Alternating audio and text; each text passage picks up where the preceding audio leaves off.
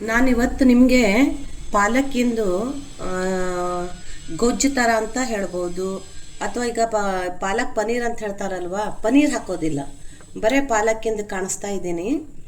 ಇಲ್ಲಿ 3 ಕಟ್ಟು ಸಣ್ಣ ಸಣ್ಣ ಕಟ್ಟು 3 ಕಟ್ಟು ಪಾಲಕ್ಕನ್ನು ಕ್ಲೀನಾಗಿ ತೊಳೆದು ಕಟ್ ಮಾಡಿ ಇಟ್ಕೊಂಡಿದ್ದೀನಿ. ನೋಡಿ, ಕುಕ್ಕರಲ್ಲಿ ಹಾಕಿದ್ದೀನಿ. ಈಗ ಇದಕ್ಕೆ ನಾನು ಒಂದು ಅರ್ಧ ಒಣಮೆಣಸಿನಕಾಯಿ, 1 ಮೆಣಸಿನಕಾಯಿ, ಹಾಗೆ ಸ್ವಲ್ಪ ಬೆಳ್ಳುಳ್ಳಿ, 6 ರಿಂದ 8 ಬೆಳ್ಳುಳ್ಳಿ ಹಾಕ್ತಾ ಇದ್ದೀನಿ. ಹಾಗೆ 1 ಟೊಮೆಟೊವನ್ನು ಹಾಕ್ತಾ ಇದ್ದೀನಿ ನೋಡಿ. ಮತ್ತು ರುಚಿಗೆ ತಕ್ಕಷ್ಟು ಸ್ವಲ್ಪನೇ ಉಪ್ಪು, ಜಾಸ್ತಿ ಅಲ್ಲ, ಆಮೇಲೆ ಸ್ವಲ್ಪ ಹಾಕ್ಕೊಳ್ಬೇಕು. ಸ್ವಲ್ಪ ಉಪ್ಪು ಹಾಕ್ತಾ ಇದ್ದೀನಿ. ಇದಿಷ್ಟನ್ನು ನಾವು ನೀರು ಹಾಕಬೇಕಂತಿಲ್ಲ, ಬೇಕಾದರೆ ಸ್ವಲ್ಪ ನೀರು ಹಾಕ್ಕೊಳ್ಬೋದು. ಟೊಮೆಟೊನೇ ನೀರು ಬಿಡುತ್ತೆ, ಸಪ್ಪೆ ನೀರು ಬಿಡುತ್ತೆ. ಇದನ್ನು 1 ಸೀಟಿ ಹೊಡೆಸಬೇಕು ಕುಕ್ಕರಲ್ಲಿ. ಅದು ಬೇಯೋ ತನಕ ಈ ಕಡೆ ನಾವು ಒಗ್ಗರಣೆ ಮಾಡ್ಕೊಳ್ಳೋಣ. ಪಾತ್ರೆ ಇಟ್ಬಿಟ್ಟು ಅದಕ್ಕೆ ಸ್ವಲ್ಪ ಎಣ್ಣೆ ಹಾಕಿದ್ದೀನಿ. ನಾನಿಲ್ಲಿ ಕೊಬ್ಬರಿ ಎಣ್ಣೆ ಉಪಯೋಗಿಸ್ತೀನಿ. ಆ ಎಣ್ಣೆ ಕಾಯಬೇಕಂತಿಲ್ಲ. ಇಲ್ಲಿ ನೋಡಿ, ಬೆಳ್ಳುಳ್ಳಿ ಹೆಸಳು ಇದು ಒಂದು 12 ರಿಂದ 15 ಇದೆ. ನೀವು ನಿಮ್ಗೆ ಎಷ್ಟು ಬೇಕೋ ಅಷ್ಟು ಹಾಕ್ಕೊಳ್ಬೋದು. ಬೆಳ್ಳುಳ್ಳಿ ಹಾಕಿ ಅದು ಸ್ವಲ್ಪ ಕೆಂಪು ಹಾಕಬೇಕು.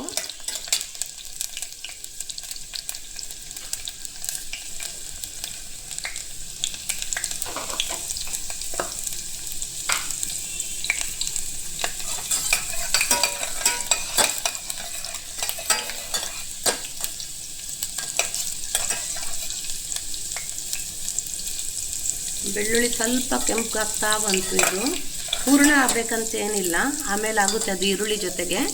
ಈಗ ಇದಕ್ಕೆ ಹೆಚ್ಚಿಟ್ಕೊಂಡಿರೋ 3 ಈರುಳ್ಳಿ ಹೆಚ್ಚಿಟ್ಕೊಂಡಿದ್ದೀನಿ ನೋಡಿ. ದೊಡ್ಡದಾಗಿ ಹೆಚ್ಚಿಕೊಳ್ಬೇಕು. ಸ್ವಲ್ಪ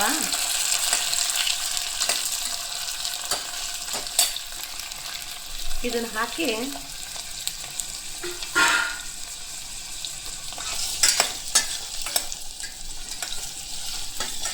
ಸಣ್ಣ ಬೆಂಕಿಯಲ್ಲಿ, ಸಣ್ಣ ಉರಿಯಲ್ಲಿ ಇದನ್ನು ಭಾಳ ಕೆಂಪಗಾಗಬಾರ್ದು, ಸ್ವಲ್ಪ ಇದಾಗೇ ಇರಬೇಕದು, ರಸದ ಥರ.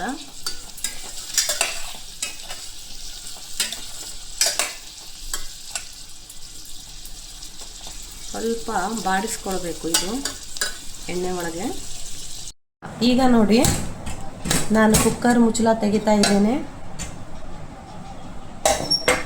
ಇದು ಬೆಂದಿದೆ, ಇಲ್ಲಿ ನೋಡಿ. ಈಗ ಇದನ್ನು ಆರಲಿಕ್ಕೆ ಬಿಡಬೇಕು. ಬಿಸಿ ಮಿಕ್ಸರ್ಗೆ ಹಾಕಬಾರ್ದು, ಬಿಸಿಯಾಗಿರುವಾಗಲೇ ಹಾಕಬಾರ್ದು. ಇದನ್ನು ನಾನು ಒಂದು ಇದರಲ್ಲಿ ಹಾಕಿ ಆರಿಸ್ತೇನೆ, ಆಮೇಲೆ ಮಿಕ್ಸರ್ಗೆ ಹಾಕ್ತೀನಿ. ಈಗ ಇದು ಈರುಳ್ಳಿ ಎಲ್ಲ ಇದಾಗಿದೆ, ಫ್ರೈ ಆಗಿದೆ.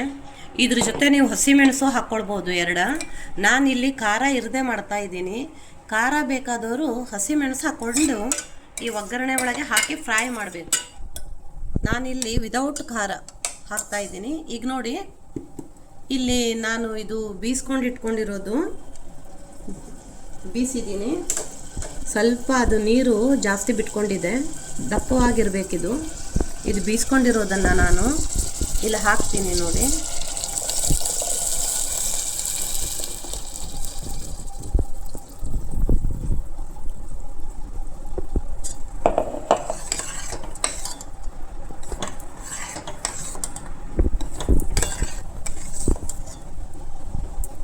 ಈಗ ಇದು ಕುದಿಲಿಕ್ಕೆ ಇಡಬೇಕು. ಇದು ಈಗ 1 ಕುದಿ ಬರಬೇಕು. ಇದಕ್ಕೆ ಕೆನೆ ಮೊಸರು ಹಾಕಬೇಕು. 2 ಚಮಚ ಕೆನೆ ಮೊಸರು, ದಪ್ಪಗಿರೋ ಮೊಸರು ಹಾಕಬೇಕು.